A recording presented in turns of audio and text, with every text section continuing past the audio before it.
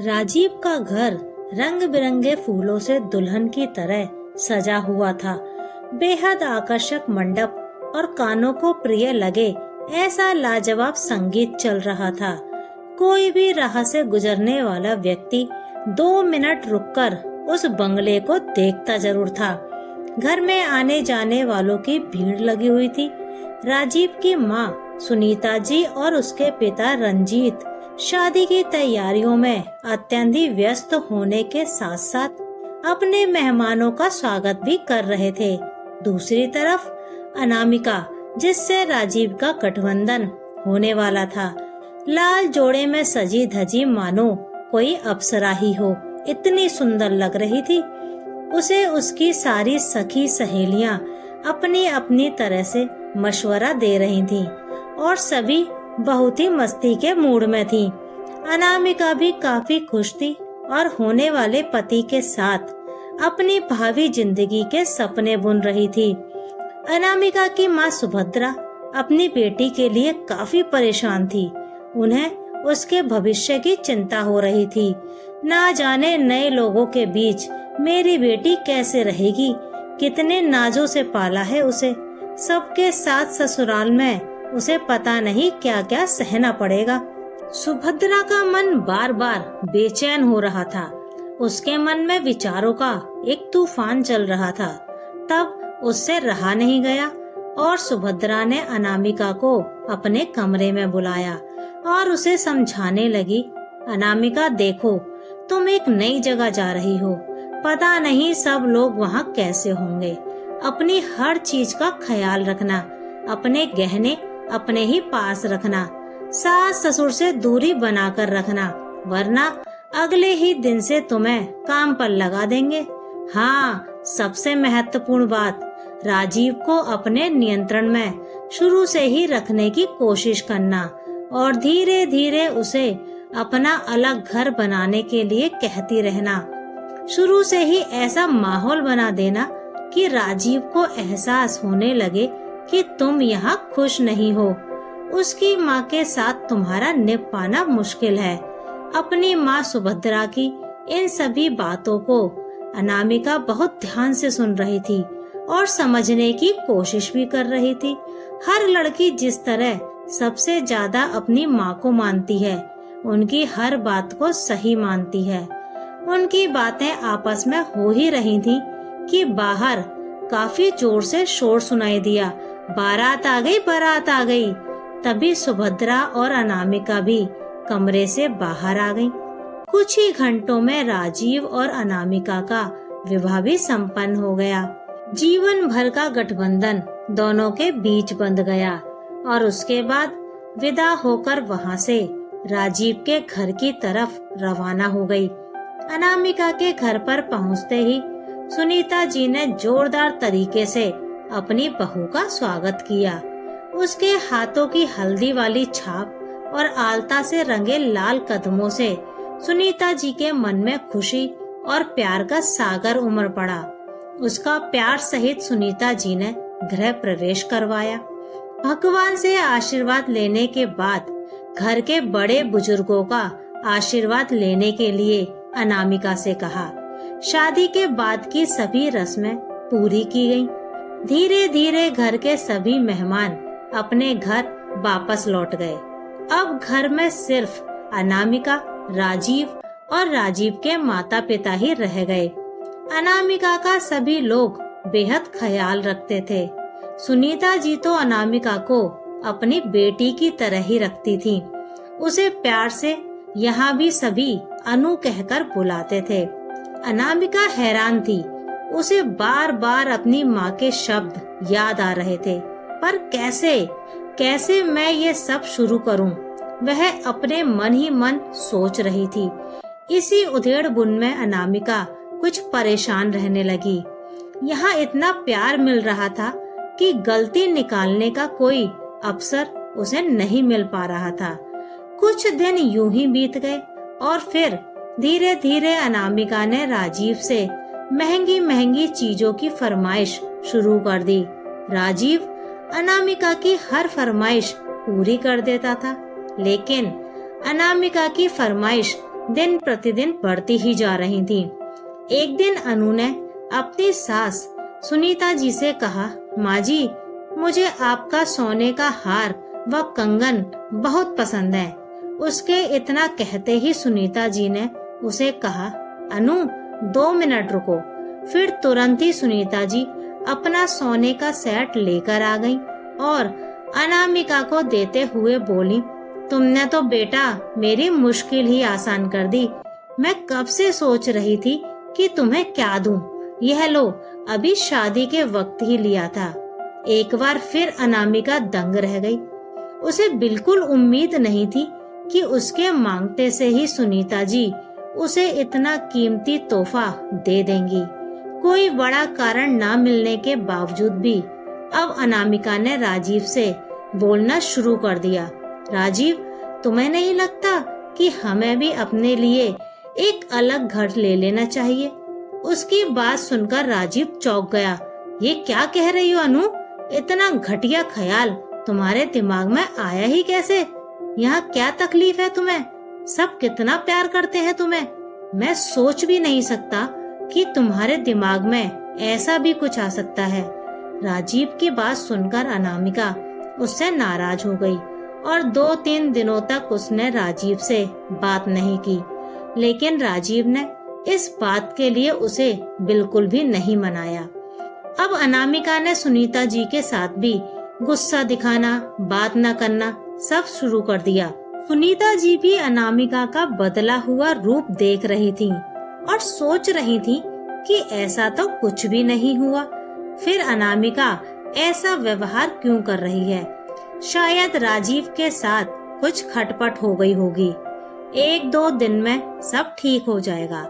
ऐसा सोचकर सुनीता जी ने उस बात को ज्यादा गंभीरता से नहीं लिया। अनामिका के पास लगभग हर रोज ही उसकी माँ का फोन आता था और काफी देर तक उनकी बातचीत भी होती थी। अपनी माँ की सिखाई बातों में मेरा ही तो फायदा है, अनामिका हमेशा यही सोचती थी। मेरी माँ जो भी कर रही है मेरे अच्छे के लिए ही तो कर रही है। फिर एक दिन अनामिका ने बिना किसी से पूछे, बिना बोले ही अपना सूटकेस तैयार कर लिया। राजीव ने ऑफिस से आकर देखा तो पूछ बैठा, अनु, ये सब क्या है? घर की बहुत याद आ रही है क्या? 2-4 दिनों के लिए चली जाओ, फिर मैं लेने आ जाऊंगा। लेकिन अनामिका ने गुस्से में राजीव को जवाब दिया, राजीव, जहाँ मेरी भावनाओं की कदर नहीं, वहाँ रहने का मेरा मन भी नहीं। क्या क्या बोल रही हो अनु तुम? क्या तुम गुस्से में घर छोड़कर जा रही हो? हाँ, मैंने तुमसे सिर्फ अलग घर लेने को ही तो कहा है, रिश्ता तोड़ने के लिए नहीं। हम आते जाते रहेंगे, सभी लोग अलग रहते हैं। मैंने कौन सी नई बात कह दी? अनामिका के मुंह से ऐसे शब्द सुनकर राजीव नाराज हो गया और स्पष्ट शब्दों में कह दिया, अनु, तुम्हारी यह इच्छा मैं कभी पूरी नहीं कर सकता, नहीं करूँगा। तुम्हें जो करना है करो। और राजीव कमरे से बाहर चला गया। अनामिका ने सोचा था सूटकेस देखकर और ऐसी धमकी से राजीव पिघल जाएगा, लेकिन ऐसा हुआ नहीं और अनामिका घर छोड़कर अपने मायके चली गई। सुभद्रा ने अनामिका से कहा, बेटी, डरने की कोई बात नहीं, देखना अभी 2-4 दिन में ही राजीव तुम्हें लेने आ जाएगा। लेकिन देखते ही देखते 2-4 दिन ही क्या, हफ्ते और महीने निकल गए, लेकिन राजीव नहीं आया। तभी सुभद्रा ने अपनी बेटी से कहा, घी सीधी उंगली से निकलने वाला नहीं है, अभी हमें बड़ा कदम उठाना पड़ेगा, तभी तुम अलग राजीव के साथ सुकून से रह सकोगी। राजीव को डराने के लिए तलाक के कागज भिजवा देते हैं, तब तो वह अवश्य ही तुम्हारी बात मान जाएगा। इच्छा ना होते हुए भी अनामिका अपनी माँ का विरोध नहीं कर पाई और तलाक के कागज भिजवा दिए। राजीव ने भी बिना कुछ सोचे हस्ताक्षर कर कागज वापस लौटा दिए।